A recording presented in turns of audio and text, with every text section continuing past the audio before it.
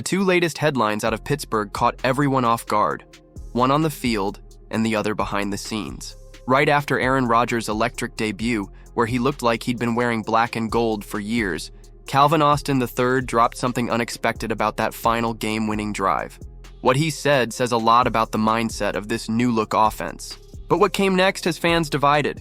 A superstar name might be off the table, and the reasons go way beyond just football. First, let's talk about what Calvin revealed and why it says so much about this locker room. Aaron Rodgers wasted no time making headlines in his Steelers debut, and Calvin Austin III was right there soaking it all in. The young wideout just locked in his WR2 role in Pittsburgh's thrilling 34-32 win over the Jets, and he had a front-row seat for Rodgers' revenge tour against his old squad. Yep, that's right.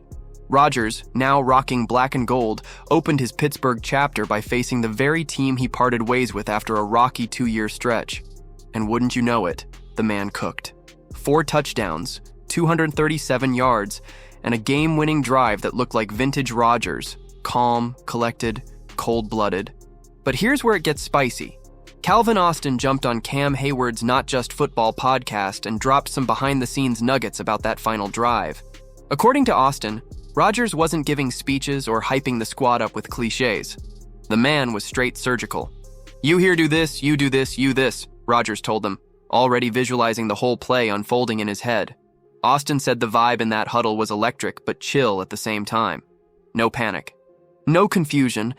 Everyone just knew what time it was. "We didn't even have to talk about what needed to get done," Austin said. "With A-Rod out there, it's like, just run your route, trust the timing, and the ball will find you." That's the thing about Rodgers.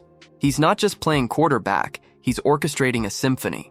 Even though it was just game 1 for this new-look Steelers offense, now featuring DK Metcalf and Jalen Ramsey too, by the way, it already looked like a well-oiled machine. And while the defenses clearly took the night off, 66 total points, Ramsey still had a clutch breakup on Garrett Wilson to shut it down in crunch time. So yeah, Rodgers' Steelers era couldn't have started with more drama or swagger. A revenge game, a walk-off drive, and a bunch of new teammates already buying into his leadership. Calvin Austin summed it up perfectly. "It's just a cool feeling going out there knowing all I gotta do is my job, and the dude's gonna put me in the best spot to win." But if Calvin's comment raised eyebrows, the decision involving a certain superstar could spark even more debate.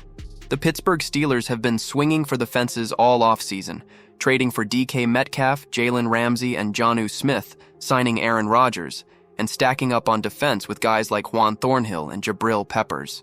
Omar Khan and Mike Tomlin are clearly pushing all their chips into the middle of the table for a 2025 Super Bowl run. But if you're hoping they'll add Tyreek Hill to the mix, yeah, don't hold your breath. Now, on paper, the idea of adding a blazing fast, game-breaking receiver like Hill sounds wild in the best way. He wants out of Miami, and the Dolphins seem just as eager to move on.